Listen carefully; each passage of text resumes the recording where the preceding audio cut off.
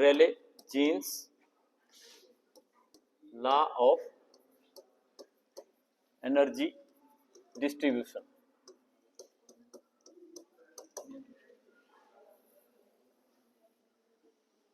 तो इसको हम Rayleigh Jeans law of energy distribution इसलिए बोलते हैं क्योंकि ये दो साइंटिस्ट ने मिलकर दिया था, जिसको हम रेले और जीन्स। लेकिन लॉ ऑफ एनर्जी डिस्ट्रीब्यूशन किसका? जो ब्लैक बॉडी रेडिएशन एमिट करती है उसकी एनर्जी। तो ब्लैक बॉडी की रेडिएशन की जो एनर्जी है वो एनर्जी डिस्ट्रीब्यूशन हमारे पास जो किस तरह से होता है वो Rayleigh's Jeans law of energy distribution ने यहाँ पे दिया था। तो बोलता कि पहले जो हमारे पास रेली ने जो ला दिया एनर्जी डिस्ट्रीब्यूशन का of the black body radiations, उसके अकॉर्डिंग उन्होंने बोला कि हमारे पास जो ई लैम्डा है that is equal to 8 pi K T divided by lambda 4 हमारे पास होता है। तो हमने इसको यहाँ पे ई लैम्डा इसलिए लिखा क्योंकि ये इन टर्म्स ऑफ लैम्डा है हमारे पास। तो it is the energy of the black body radiations that is equal to 8 pi K T divided by lambda raise power 4। तो ये जो हमारे पास रेली था उसके अकॉर्डिंग उसने ये ला दिया कि हमारे पास वेवलेंथ के साथ एनर्जी किस तरह से ब्लैक बॉडी रेडिएशन की जो है रिलेट होती है, उसने ये एक्सप्रेशन दिया। लेकिन उसके बाद जो है जीन्स ने भी यही ला यहाँ पे हमारे पास दिया। तो ये हमारे पास रेलीज के according energy of the black body radiation के लिए हमारे पास जो एक्सप्रेशन है, और जीन्स के अकॉर्डिंग हमारे पास यही एक्सप्रेशन था ऑलमोस्ट। लेकिन उसने in the wavelength interval D lambda में एनर्जी के बारे में बताया। उसने बोला कि जो हमारे पास energy of black body radiations in the wavelength interval between lambda and lambda plus D lambda. तो यहाँ पे डी लैम्डा क्या हुआ? एक इंटरवल डी लैम्डा का। मैंने आपको शुरू में बताया था कि अगर यहाँ पे हमारे पास वेवलेंथ लैम्डा है और यहाँ पे हमारे पास वेवलेंथ था लैम्डा प्लस डी लैम्डा है, तो ये इंटरवल कितना होगा? डी लैम्डा, क्योंकि इसमें से आप इसको माइनस करेंगे तो डी लैम्डा बचेगा। तो इसलिए जो हमारे पास एनर्जी है in the interval wavelength interval D lambda है वो होगी E lambda into D lambda. तो उसने भी ये एक्सप्रेशन दिया, लेकिन फर्क हमारे पास क्या था कि ये हमारे पास 8 pi K T divided by lambda 4, उसने यहाँ पे डी लैम्डा साथ में जोड़ दिया। तो ये जो दोनों ही एक्सप्रेशन थे रेली और जीन्स ने दोनों दिए, it was based on the classical concept at that time. तो ये क्लासिकल कंसेप्ट के अकॉर्डिंग इन्होंने, हम क्या बोलेंगे कि ये क्लासिकली ये दोनों कंसेप्ट उन्होंने दिए, मतलब क्लासिकल कंसेप्ट यहाँ पे लगाया, कोई क्वांटम मैकेनिक्स का कंसेप्ट इन्होंने यूज नहीं किया था। और ये जो हमारे पास ला दिए थे और एक्सपेरिमेंटली ये कंफर्म किया कि ये दोनों ला हमारे पास जो लॉन्गर वेवलेंथ के लिए हमारे पास होते हैं। तो these both laws are for longer wavelengths, मतलब कि जो यहाँ पे लैम्डा आप लिख रहे हैं ये for large value of the lambda, ये दोनों लॉज हमारे पास थे जो कि क्लासिकली दोनों ने यहाँ पे हमारे पास दिए। तो बताइए ये जो रेली जीन्स लॉ है हमारे पास, आप चाहे इसके आगे भी डी लैम्डा जोड़ देंगे तो सेम लॉ हमारे पास बन जाएगा। तो इसलिए हमने कंबाइन इसको क्या बोला? रेले जीन्स लॉ। सिर्फ यहाँ पे डी लैम्डा का डिफरेंस है दोनों लॉज में, तो अगर हम डी लैम्डा जोड़ देते हैं तो ये दोनों लॉ हमारे पास एक जैसा ही है। तो हम इसको क्या बोलते हैं कि ये जो लॉ है हमारे पास ये Rayleigh Jeans law of energy distribution है। तो ये जो लॉज ऑफ एनर्जी डिस्ट्रीब्यूशन है जो इन्होंने दोनों ने दिया, बोलता है कि हमारे पास ये जो आपका planks law of energy distribution है उससे भी हम इसको डिराइव कर सकते हैं। तो इसकी जो डेरिवेशन है ये क्लासिकल वे में तो हमने लिख दिया कि ये हमारे पास जो रेली जीन्स लॉ है, लेकिन इसकी जो हमारे पास डेरिवेशन है वो जो हमारे पास Planck's law of energy distribution होता है, जो कि हमारे पास according to quantum mechanical concept से हम उसको डिराइव करते हैं, तो उससे भी हम इसको जो है डिराइव कर देंगे। तो हम क्या बोलते हैं कि this Rayleigh Jeans law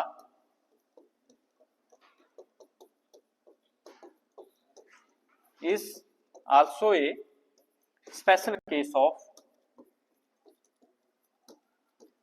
Planck's law of energy, Planck's law of energy distribution for longer wavelengths.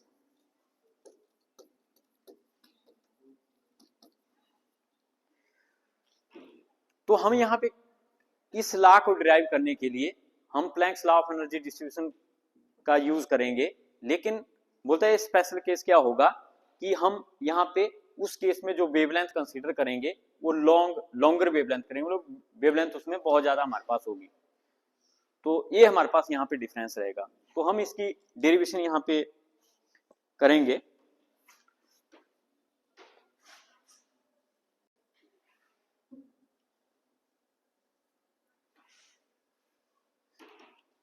तो जैसा कि हमें पता है कि जो हमारे पास Planck's law of energy distribution होता है, तो अगर हम प्लैंक्स लॉ की बात करेंगे तो प्लैंक्स लॉ हमारे पास होता है E lambda D lambda equal to 8 pi H C divided by lambda 5 और multiply by 1 divided by E raised power H C by lambda K T -1 into D lambda. ये हमारे पास Planck's law of energy distribution है। तो आपको एक चीज पता होनी चाहिए कि ये जो planks law of energy distribution है, ये हम कई बार इसको वेवलेंथ की फॉर्म में लिखते हैं, कई बार हम इसको फ्रीक्वेंसी की फॉर्म में लिखते हैं। तो हमें अगर फ्रीक्वेंसी की फॉर्म पता है तो आप उसको वेवलेंथ की फॉर्म में भी चेंज कर सकते हैं। कैसे कर सकते हैं? क्योंकि आपको पता है कि न्यू जो होता है वो सी बाई लैम्डा होता है, न्यू आपका सी बाई लैम्डा होता है। तो अगर आप दोनों साइड को उसकी डिफरेंशिएट करेंगे तो आप लैम्डा को डी लैम्डा मतलब डिफरेंशियल उसका निकालेंगे। तो यहाँ पे हम जो यूज कर रहे हैं वो वेवलेंथ वाली फॉर्म आपकी यूज कर रहे हैं planks law of energy distribution की। तो बोलता है कि यहाँ पे अगर हम देखें कि हमारे पास यहाँ पे E raised power H C by lambda K T है। अब हम यहाँ पे क्या बोल रहे हैं कि जो रेली जीन्स लॉ है that is a special case of this planks law, but कब? जब वेवलेंथ हम यहाँ पे ज्यादा लेंगे, लैम्डा की वैल्यू यहाँ पे ज्यादा होगी। तो आपको पता है कि अगर लैम्डा की वैल्यू ज्यादा होगी तो समथिंग बाई मोर वो बहुत कम होता है, वो हमारे पास बहुत कम होगा। तो हम क्या बोलेंगे कि this term will be very less as compare to 1। ये टर्म हमारे पास जो है यहाँ पे बहुत छोटी हमारे पास होगी। तो हम क्या बोलेंगे कि E raise power H C by lambda K T will be very less as compared to 1 when lambda is more या when lambda is large। तो जब लैम्डा ज्यादा होगा तो बटे वाली टर्म ज्यादा होगी, तो ये टर्म बहुत छोटी आएगी। तो ये टर्म हमारे पास बहुत छोटी आएगी यहाँ पे। तो इसलिए जो ई रेट पर H C by lambda K T है इसकी वैल्यू भी हमारे पास कम आएगी। तो इसका मतलब ये जो वैल्यू है यहाँ पे ये हमारे पास बहुत कम होगी। E raised power H C by lambda K T ये हमारे पास काफी कम यहाँ पे होगा। और जब ये हमारे पास कम होगा तो यहाँ पे ये जो E raised power H C by lambda K T है इस पे हम बायनोमियल एक्सपेंशन यहाँ पे लगा सकते हैं। तो बायनोमियल एक्सपेंशन आपके पास जैसे आपने पढ़ा हुआ है कि ई रेट पावर एक्स जो होता है वो आपके पास 1 plus x square by 2 factorial plus and so on. हमारे पास यहाँ पे ये ई रेट पावर एक्स, तो यहाँ पे ये भी हमारे पास ई रेट पावर एक्स ही है, E raised power H C by lambda K T ये भी हमारे पास ई रेट पावर एक्स है। तो इसलिए हम क्या बोलेंगे यहाँ पे जो E raised power H C by lambda K T हमारे पास बनेगा that will be 1 plus H C by lambda K T, मतलब 1 प्लस एक्स हमारे पास है H C by lambda K T plus higher order term. तो ये next हमारे पास क्या आएगा 1/2 factorial H C by lambda K T का होल स्क्वायर। तो अब किसी चीज का स्क्वायर आपको पता है कि लैम्डा बहुत ज्यादा है, लैम्डा बहुत ज्यादा है तो फॉर एग्जांपल मैं यहाँ पे लिख देता हूँ H C by lambda K T का होल स्क्वायर इंटू 1/2 फैक्टोरियल। तो आपको पता है कि यहाँ पे आ गया लैम्डा स्क्वायर, जबकि लैम्डा बहुत ज्यादा है तो उसका स्क्वायर और भी ज्यादा हो जाएगा और बटे में टर्म आपकी और भी ज्यादा आ जाएगी। तो उस केस में ये पूरी टर्म आपकी छोटी हो जाएगी। तो छोटी हो जाएगी तो हम इसको यहाँ पे नेग्लेक्ट कर सकते हैं। क्योंकि जो छोटी क्वांटिटी है बहुत छोटी क्वांटिटी होगी, क्योंकि लैम्डा की वैल्यू बहुत ज़्यादा है और वो लैम्डा बटे में है, तो इसलिए ये टर्म हमारे पास छोटी हो जाएगी, तो उसको हम नेग्लेक्ट भी कर सकते हैं, इसलिए यहाँ पे यही टर्म आपके पास बचेगी इसमें। तो हम ई रेट पर S C by lambda K T को सिर्फ इसके बराबर ही यहाँ पे लेंगे। तो जब हम इसके बराबर ही इसको यहाँ पे लेते हैं तो हमारे पास ये जो इक्वेशन है आपके पास जो आपने ऊपर लिखी हुई है, ये यहाँ पे हमारे पास बन जाएगी ई रेट पावर लैम्डा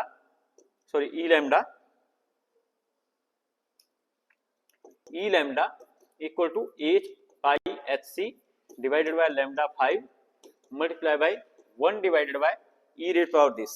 ये हमारे पास कितना हो गया 1 plus S C by lambda K T, और लास्ट में यहाँ पे -1 भी है, और यहाँ पे हमारे पास हो गया डी लैम्डा। अब ये -1 है +1 है, ये आपका यहाँ पे कैंसिल हो जाएगा, तो सिर्फ आपके पास यही टर्म यहाँ पे बचेगी। तो यहाँ पे अगर देखो ये हमारे पास ये इसके भी बटे में है, तो यहाँ पे इसको जब हम आगे लिखेंगे तो हमारे पास 8 pi H C divided by lambda 5 और multiply by 1 divided by H C divided by lambda K T. तो यहाँ पे लैम्डा रेट पावर 5 है, तो एक लैम्डा यहाँ पे कैंसिल हो जाएगा, तो यहाँ पे लैम्डा रेट पावर 4 ही आपके पास यहाँ पे बचेगा। तो यहाँ पे जो हमारे पास रहा आपके पास वो रहा ई lambda equal to 8 pi K T, क्योंकि ये के टी भी हमारे पास ऊपर को जाएगा, और डिवाइडेड बाय हमारे पास लैम्डा 4, और जो यहाँ पे सी है और सी है ये आपका यहाँ पे कैंसिल हो जाएगा। तो यही आपके पास जो आपने शुरू में लिखा था रेले जीन्स लॉ, वो हमारे पास है। तो हमने एक ही चीज यहाँ पे कंसिडर की कि जो लैम्डा है दैट इज वेरी लार्ज। अगर लैम्डा हम बहुत ज्यादा लेते हैं तो उस केस में जो planks law of energy distribution है वो भी आपका रेले जीन्स लॉ में कन्वर्ट हो जाता है। लेकिन रेले जीन्स लॉ में भी एक ही कंडीशन है कि वेवलेंथ शुड बी लार्जर, तभी ये वैलिड है। ये जो रेले जीन्स लॉ है ये आपका तभी वैलिड है अगर यहाँ पे लैम्डा आपका ज्यादा है। तो रेले जीन्स ने फर्क किया था, उन्होंने क्लासिकल वे में इसको यहाँ पे फाइंड आउट किया था, लेकिन उसकी डेरिवेशन आपको यहाँ पे नहीं है। हमने इसकी डेरिवेशन जो है by using planks law of energy distribution, इसकी डेरिवेशन यहाँ पे निकाली। तो हमने प्लैंक्स लॉ लिखा, लैम्डा को ज्यादा लिया, फिर हमने ई रेट और S C by lambda K T की बायनोमियल एक्सपेंशन लिखा, उसमें पहली दो टर्म ली सिर्फ, तो 1 + 1 और -1 कैंसिल हो गया, यहाँ पे S C by lambda K T आपका बचा, और फिर आपका जो है वहां पे रेले जीन्स आपका आ गया। अब इसके बाद हम नेक्स्ट करेंगे स्टीफन्स लॉ, जो आपने ब्लैक बॉडी रेडिएशन का प्रैक्टिकल भी आपने किया हुआ है, जहां पे आपने स्टीफन कांस्टेंट की वैल्यू निकाली है, उसके बारे में हम जो है फर्दर बात करेंगे। That is Stefan's law. और ये जो स्टीफन्स लॉ है इसकी जो डेरिवेशन हम करेंगे वो भी बाय यूजिंग प्लैंक्स लॉ ही करेंगे। तो Planck's law of energy derivation के जो आपके पास एक्सप्रेशन है, चाहे वेवलेंथ फॉर्म का है चाहे फ्रीक्वेंसी की फॉर्म का है, वो आपको याद रखने पड़ेंगे। उनसे हम स्टीफन लॉ भी ड्राइव किया हमने, और अभी हमने जो आपका रेले जीन्स लॉ वो भी ड्राइव किया। तो Stephen law of black body radiation हमारे पास क्या होता है, वो जैसा मैंने वहां पे भी आपको एक्सप्लेन किया था कि amount of energy of the radiations, energy of the radiations emitted from a black body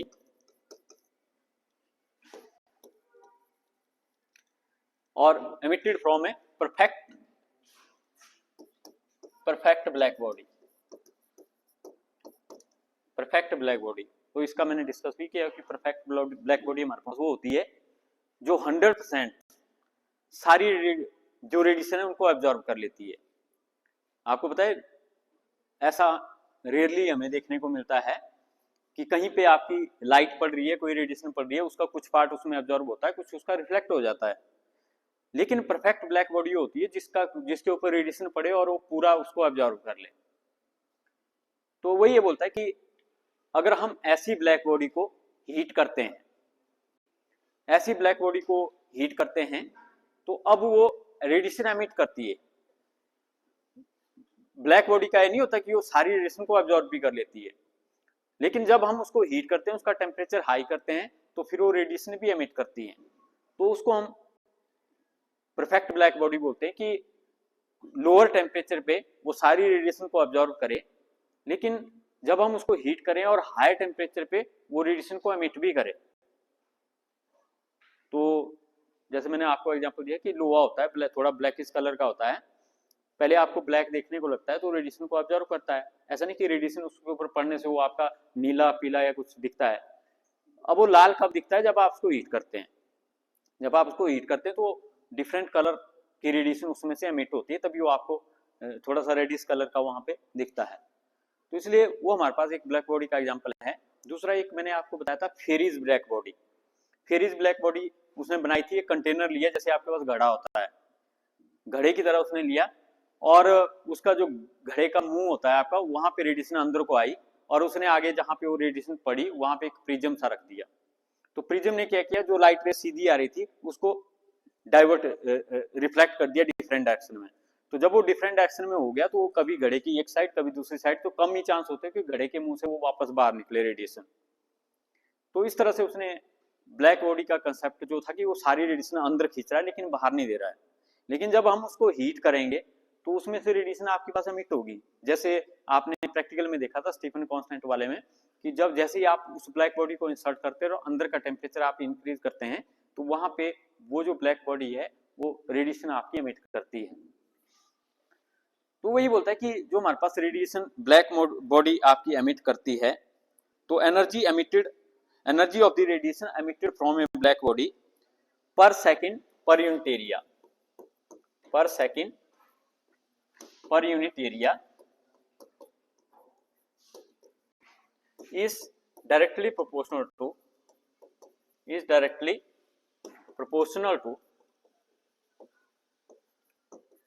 fourth power of the temperature,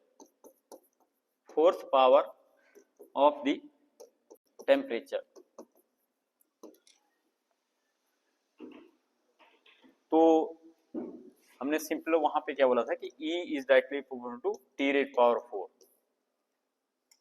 कि जो ब्लैक बॉडी रेडिएशन एमिट करती है उसकी जो एनर्जी होती है, लेकिन एनर्जी कौन सी, एक सेकंड में एक यूनिट एरिया, उस ब्लैक बॉडी का जो एक यूनिट एरिया है और एक सेकंड में वो कितनी एनर्जी एमिट करता है वो डिपेंड करता है टेम्परेचर पे, टेम्परेचर की फोर्थ पावर पे। तो जितना आप टेम्परेचर बढ़ाएंगे उतनी ज्यादा ही रेडिएशन की हमारे पास जो एनर्जी होगी। तो ये हमारे पास यहाँ पे स्टीफन्स लॉ है, या कई बार हम इसको स्टीफन्स फोर्थ पावर लॉ भी बोलते हैं, क्योंकि इसमें टेम्परेचर की पावर 4 है, तो इसलिए फोर्थ पावर लॉ भी बोलते हैं, Stefan's fourth power law, Stefan's fourth power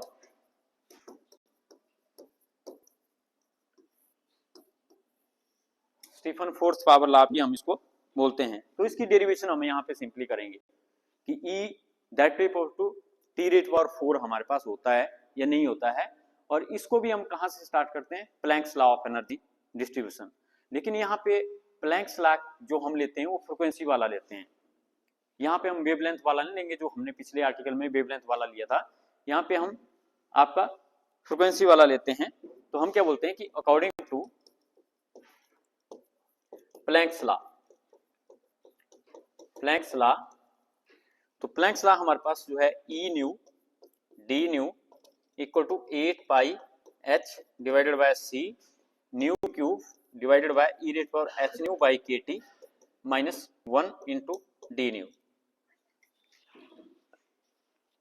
तो जैसा मैंने बताया था आप फ्रीक्वेंसी वाले को वेवलेंथ वाले में कन्वर्ट कर सकते हैं, वेवलेंथ वाले को, तो हमारे पास एक सिंपल सा रिलेशन था nu equal to c by lambda. तो अगर आप दोनों साइड को डिफरेंशिएट करेंगे तो D nu by D lambda निकालेंगे, तो D nu by D lambda निकालेंगे तो हमारे पास कितना आएगा, minus C by lambda square, क्योंकि लैम्डा को डिफरेंशिएट करेंगे 1 बाई लैम्डा को आप, और लैम्डा की पावर -1 होगी, तो वो कितना बनेगा, माइनस लैम्डा रेट पावर -2, तो minus C by lambda square हमारे पास आ जाएगा। तो डी न्यू आपके पास वहां पे आ जाएगा और डी लैम्डा भी आपके पास आ जाएगा, तो आप वहां पे चेंज कर सकते हैं, डी न्यू को आप डी लैम्डा करेंगे, यहाँ भी डी न्यू है इसको भी डी लैम्डा करेंगे, और जो हमारे पास न्यू है उसकी वैल्यू आप c बाई लैम्डा पुट करेंगे। तो ये कन्वर्जन आप यहाँ पे कर सकते हैं। अगर आपको एक भी याद है, चाहे वेवलेंथ वाला याद है चाहे फ्रीक्वेंसी वाला याद है, तो आप उसको फ्रीक्वेंसी वाले में भी कन्वर्ट सकते हैं। अगर आपको दोनों अगर याद है तब तो ज्यादा बेटर है, आप जल्दी यहाँ पे हो जाएगी। तो ये हमारे पास जो है आपका planks law of energy distribution होता है इन टर्म्स ऑफ फ्रीक्वेंसी, और ये है हमारे पास energy of the black body radiation in the frequency interval D nu. सिर्फ डी न्यू इंटरवल में ये हमारे पास ब्लैक बॉडी रेडिएशन की एनर्जी है। लेकिन अगर हमने उस ब्लैक बॉडी की जो है पूरे पोर्शन में आपकी एनर्जी निकालनी है तो हम क्या करेंगे, इसको डिफरेंशिएट इंटीग्रेट करेंगे। मतलब हम क्या करेंगे, we will integrate the energy from 0 to infinity and it will be equal to E nu into D nu। तो हम क्या बोलेंगे कि total energy emitted by the black body will be integral of E nu into D nu, क्योंकि जो आपका सारा portion है जहां से आपके पास ब्लैक बॉडी रेडिएशन एमिट हो रही है, अगर हम उस सारे पोर्शन की एनर्जी को ऐड कर दें तो डी न्यू में हम पहले ये बोल रहे थे कि एनर्जी सिर्फ डी न्यू पोर्शन में है, तो आप सभी डी न्यू पोर्शन की एनर्जी को ऐड कर देते हैं, तो मतलब 0 से इन्फिनिटी, तो वो हमारे पास जो है यहाँ पे ई न्यू डी न्यू हमारे पास ये आ जाएगा। तो राइट साइड भी हमें यहाँ पे इंटीग्रेट करना पड़ेगा। तो यहाँ भी हमारे पास जो 8 पाई एच सी है, 8 पाई एच डिवाइडेड बाय सी है, और यहाँ पे 0 टू इन्फिनिटी हम लेंगे, और यहाँ पे nu cube divided by E raised for H nu divided by K T minus 1 into D nu. ये हमारे पास यहाँ पे बनेगा, क्योंकि 8 pi H by C constant term है और जिनमें न्यू है और डी न्यू है वो हमारे पास यहाँ पे अंदर रहेगी, बाकी लिमिट हमारे पास सेम यहाँ पे आपकी रहेगी। फिर हम क्या करेंगे, इस इंटीग्रल को यहाँ पे सॉल्व करेंगे।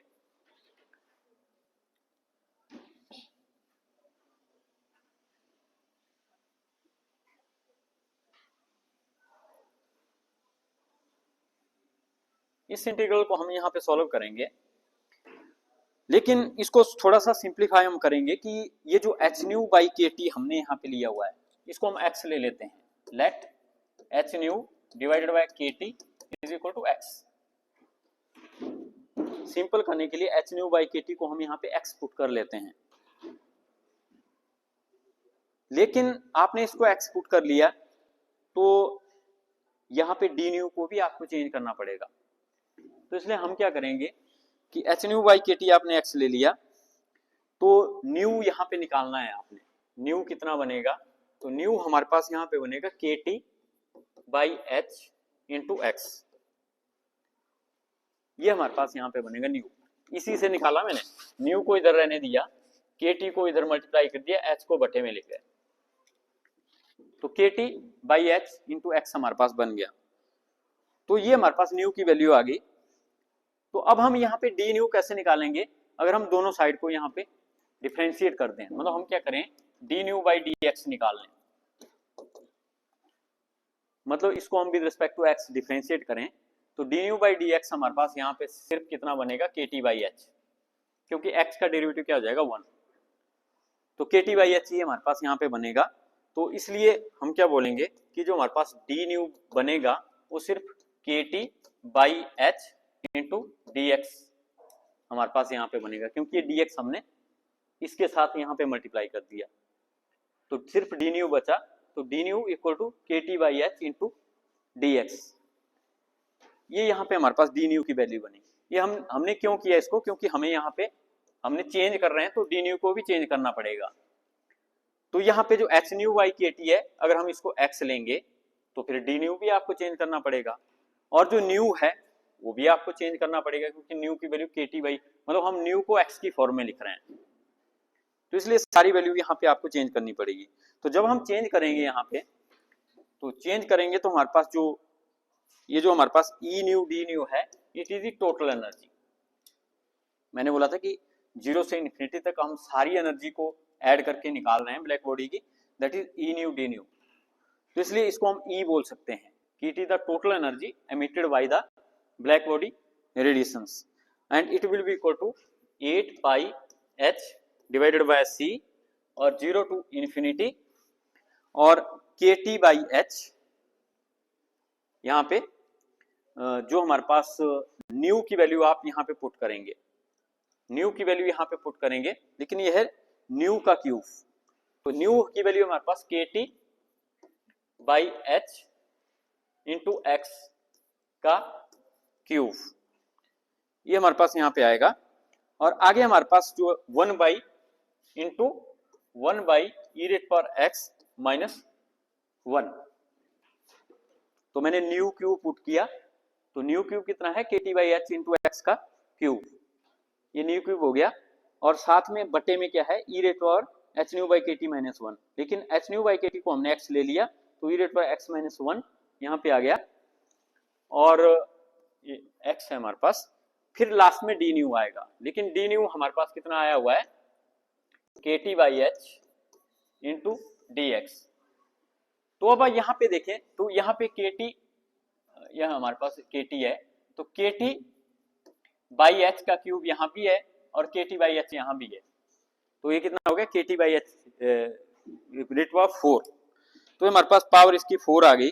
तो इसलिए जो हमारे पास एनर्जी यहाँ पे बनी वो आपकी बनी 8 pi H divided by C, और यहाँ पे KT बाई H भी आपने बाहर निकाल दिया, उसकी पावर 4 हमारे पास आ गई।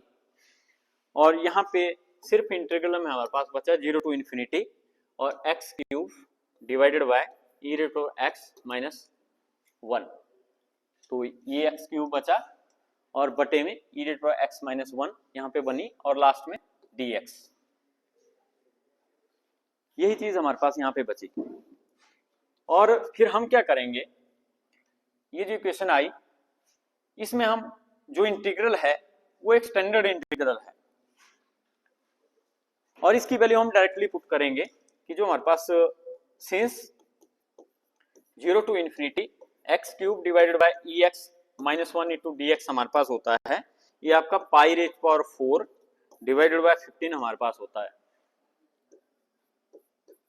तो मैंने बोला था इस तरह के जो इंटीग्रल होते हैं जहां पे लिमिट 0 टू इन्फिनिटी होती है, आप इसको नॉर्मल इंटीग्रल से नहीं सॉल्व कर सकते, हम इसको कॉम्प्लेक्स इंटीग्रेशन से सॉल्व करते हैं, और कॉम्प्लेक्स इंटीग्रेशन आप MSc में पढ़ते हैं इसको, तो इसलिए ये आपके यहाँ पे सिलेबस में नहीं है। तो डायरेक्टली हम इसका जो रिजल्ट है वो आप यहाँ पे कॉम्प्लेक्स इंटीग्रल का इसको जो यूज करते हैं, तो ये पाई 4 डिवाइडेड बाय 15, तो आप यहाँ पे वैल्यू डायरेक्ट पुट करेंगे, तो E हमारे पास कितना बनेगा 8 pi H divided by C और KT divided by H raise power 4 into pi raise power 4 by 15। तो अब आप यहाँ पे देखो, इसको छोड़ के T को छोड़ के सारी चीजें कांस्टेंट है, 8 pi H C velocity of the light H K Boltzmann constant, pi constant, 15 constant, तो यहाँ पे सिर्फ T रेट पावर 4 है, तो इसलिए हम क्या बोलेंगे कि E will be equal to constant multiply by T rate power 4, सारी चीजें कांस्टेंट है। और इस कांस्टेंट को हम सिग्मा से भी लिखते हैं, sigma into T rate power 4, जिसको हम स्टीफन कांस्टेंट यहाँ पे बोलते हैं। तो ये आपका यहाँ पे एक्सप्रेशन आ गया कि हमारे पास जो E है वो आपका sigma into T rate power 4 आपका होता है। तो हमारे पास हम क्या बोलते हैं कि total energy emitted from the black body, ये इसको हम बोलते हैं कि total energy density emitted from the black body is directly proportional to the fourth power of the temperature but it is in Kelvin. तो ये जो हमारे पास यहाँ पे टेम्परेचर हम लेते हैं, ये हम केल्विन में यहाँ पे टेम्परेचर लेते हैं। और एक चीज हम और बोलते हैं कि अगर हम रेडिएशन फ्लक्स की बात करते हैं, तो रेडिएशन फ्लक्स,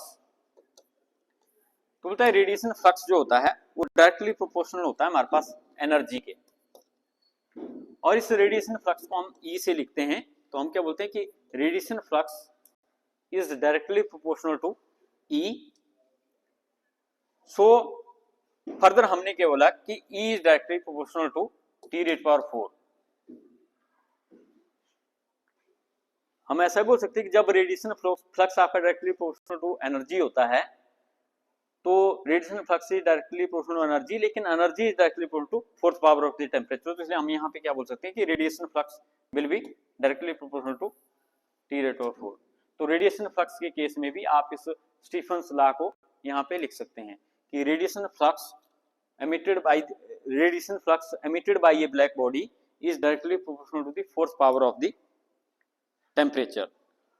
और जैसा कि हमने पहले डिस्कस किया था कि जो सिग्मा हमारे पास होता है स्टीफन कांस्टेंट, इसको हम एक्सपेरिमेंटली भी फाइंड आउट करते हैं, तो उसकी वैल्यू हमारे पास जो 5.67 मल्टीप्लाई बाय 10⁻⁸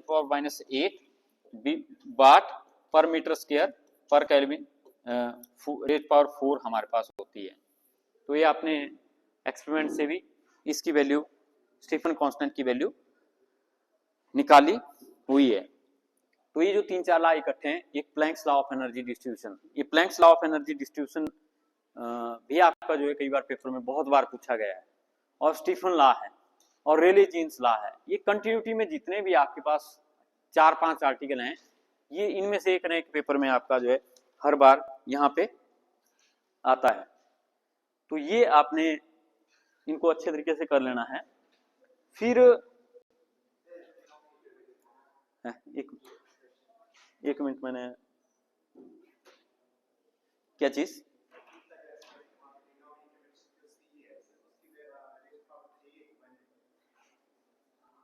इसकी बात कर रहे हो? 8πh नहीं, C कहाँ है पावर?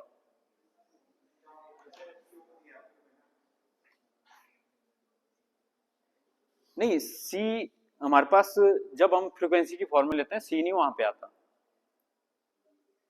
जब हम फ्रीक्वेंसी का केस यहाँ पे लेंगे तो इसमें हमारे पास C क्यूब, अच्छा ठीक है C क्यूब है, यहाँ पे बोल रहे हैं आप। हाँ, इसका तो चलो कुछ नहीं है, अलग पार्ट है ना, ये इसके साथ में है। C क्यूब यहाँ एक्सप्रेशन में, ये तो हम शुरू से ही कांस्टेंट इसको बाहर ले रहे हैं, तो यहाँ पे इसको हर जगह पे हम इसको C क्यूब कर देंगे। तो इस तरह से ये आपका एक्सप्रेशन है। फिर नेक्स्ट है हमारे पास आपका, तो थोड़ा सा मैं इसको आपको हिंट बता देता हूँ। अब पहले हमने पढ़ी मैक्सवेल बोल्ट्जमैन स्टैटिस्टिक्स, फिर हमने पढ़ी बोस-आइंस्टाइन स्टैटिस्टिक्स। अब जो लास्ट में हमारे पास बचती है वो हमारे पास फर्मी-डिराक स्टैटिस्टिक्स, और उसके बेस पे हम फिर डिस्कस करते हैं फर्मी-डिराक डिस्ट्रीब्यूशन लॉ। तो Maxwell Boltzmann distribution law, Bose Einstein distribution law और फर्मी-डिराक डिस्ट्रीब्यूशन लॉ, इनका मैथमेटिक्स ऑलमोस्ट एक जैसा है, बीच बीच में थोड़े थोड़े कहीं पे हमारे पास चेंज है। तो जैसा मैंने पहले डिस्कस किया था कि मैक्सवेल बोल्ट्जमैन स्टैटिस्टिक्स एक क्लासिकल स्टैटिस्टिक्स है, और इसमें हम क्लासिकल पार्टिकल जो लेते हैं वो आपके गैस के मॉलिक्यूल्स लेते हैं। और जो गैस के मॉलिक्यूल्स होते हैं उनको हम क्लासिकल क्यों ट्रीट करते हैं? क्योंकि यहाँ पे हम जो सेल का कंसेप्ट लेते हैं, हम सेल नंबर से उन पार्टिकल को आइडेंटिफाई कर लेते हैं। तो मतलब वो आइडेंटिकल पार्टिकल नहीं हो, उस केस में आइडेंटिकल पार्टिकल कब होंगे? जब हम उनको आइडेंटिफाई नहीं कर सकते, लेकिन सेल बेस पे कंसेप्ट पे हम वहां पे उनको जो है आइडेंटिफाई कर लेते हैं। लेकिन जब हम लेते हैं बोस-आइंस्टाइन स्टैटिस्टिक्स, तो बोस-आइंस्टाइन स्टैटिस्टिक्स के उस केस में हमारे पास जो बोसोन्स होते हैं they are very small particle. Boson जैसे फोटोन की बात की थी मैंने, तो वो बहुत स्मॉल पार्टिकल हैं, तो वहां पे हम उनको आइडेंटिफाई नहीं कर पाते। तो उस केस में वो जो बोसोन हैं वो आपके आइडेंटिकल पार्टिकल हैं, और आइडेंटिकल पार्टिकल को हम बोसोन्स बोलते हैं। तो उस केस में हम बोस-आइंस्टाइन स्टैटिस्टिक्स में जो क्वांटम स्टैटिस्टिक्स जिसको हम बोलते हैं, तो वहां पे हम क्वांटम मैकेनिक्स के कंसेप्ट लेते हैं। लेकिन क्वांटम मैकेनिक्स में हम क्या बोलते हैं कि यहाँ पे दो बोसोन्स या दो से ज्यादा बोसोन एक सेल में रह सकते हैं। लेकिन अब ये जो तीसरी फर्मी-डिराक स्टैटिस्टिक्स है, ये क्या बोलती है कि यहाँ पे आपका पॉली एक्सक्लूजन प्रिंसिपल ओबे होता है। पॉली एक्सक्लूजन प्रिंसिपल क्या बोलता है कि एक सेल में एक से ज्यादा पार्टिकल नहीं रहेंगे। अब यहाँ पे कंडीशन हमारी लग जाती है। तो शुरू से हम ये डिस्कस भी करते आ रहे हैं कि according to Fermi Dirac statistics a cell can occupy only a single particle. तो अब एक सेल में एक से ज्यादा पार्टिकल नहीं यहाँ पे रह सकते हैं। तो इसलिए यहाँ पे जो आपने पहले पढ़ा था कि नंबर ऑफ माइक्रोस्टेट या नंबर ऑफ हमारे पास जो माइक्रोस्टेट है वो आपकी कम हो जाती है। तो एक मैक्रोस्टेट में जो माइक्रोस्टेट्स हैं वो आपकी कम हो जाती है, क्योंकि यहाँ पे कंडीशन लग जाती है कि एक सेल में एक से ज्यादा पार्टिकल नहीं रह सकते हैं। तो ये कंसेप्ट हम यहाँ पे यूज करेंगे। बाकी जो 3 बेसिक अप्रोच हमारे पास होती है जो हमने मैक्सवेल में भी लगाई, बोस आइंस्टाइन स्टैटिस्टिक्स में भी लगाई, इसमें भी लगाएंगे, वो इनके लिए भी सेम है हमारे पास कि number of particle inside the container will remain the same, कि बाहर से ना कोई पार्टिकल अंदर जाएगा ना अंदर से कोई पार्टिकल बाहर आ जाएगा, तो इसलिए number of particle will remain constant. लेकिन इस बोस आइंस्टाइन में मैंने डिस्कस किया हुआ है कि हमारे पास जो नंबर ऑफ पार्टिकल है that will not remain constant Bose Einstein में। क्यों? क्योंकि वहां पे मैंने वहां पे बताया भी हुआ है कि हमारे पास ऐसे कंटेनर है, कंटेनर के अंदर जो पार्टिकल हैं ये आपके फोटोन होते हैं, फोटोन जो है बोसोन होते हैं। लेकिन फोटोन का एक प्रॉब्लम है कि मान लो आपके 2 फोटोन एक जगह एब्जॉर्ब हो गए, तो बोलता है कि दूसरा जो फोटोन है हो सकता है कि वो इन दोनों की इक्विवेलेंट एनर्जी का आपका नया निकले। तो फोटोन तो 2 यहाँ पे एब्जॉर्ब हुए, लेकिन इक्विवेलेंट एनर्जी का इन दोनों की एनर्जी मान लो 5 5 10 थी, तो ये इनकी इसकी भी 5 5, लेकिन इसकी एनर्जी थी 10।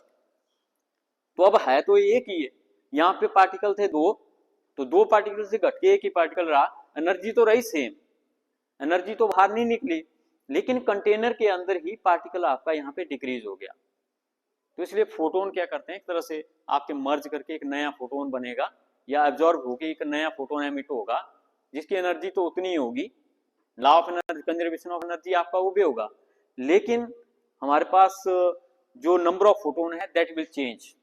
तो ये हमने वहां पे डिस्कस किया हुआ है कि number of photon can change in case of Bose Einstein statistics, लेकिन हमारे पास क्लासिकल में वो चेंज नहीं करते हैं वो जो नंबर ऑफ पार्टिकल हैं। तो इसी तरह से जो हमारे पास फर्मी-डिराक स्टैटिस्टिक्स है उसमें भी हमारे पास चेंज वहां पे नहीं करते हैं, क्योंकि यहाँ पे हमारे पास फर्मियंस होते हैं। फर्मियंस मतलब कि फ्री इलेक्ट्रॉन्स, और फ्री इलेक्ट्रॉन्स के लिए हम एक मेटल का पीस लेते हैं। हमारे पास जो सिस्टम रहेगा वो सिंपली एक मेटल का पीस वहां पे रहेगा, और आपको पता है कि मेटल के पीस से कभी इलेक्ट्रॉन बाहर नहीं निकलते हैं जब तक कि आप उसको करंट सर्किट में नहीं उसको फ्लो करते हैं। क्योंकि सर्किट में आपने उसको कनेक्शन दिए, तार से बैटरी जोड़ी, तो फिर वो फ्री इलेक्ट्रॉन पूरे सर्किट में मूव करते हैं। लेकिन ऐसे ही कोई मेटल का पीस है उसमें से फ्री इलेक्ट्रॉन आपके बाहर नहीं निकलेंगे, तो number of particle will remain constant. तो इसको हम कंटिन्यू रखेंगे।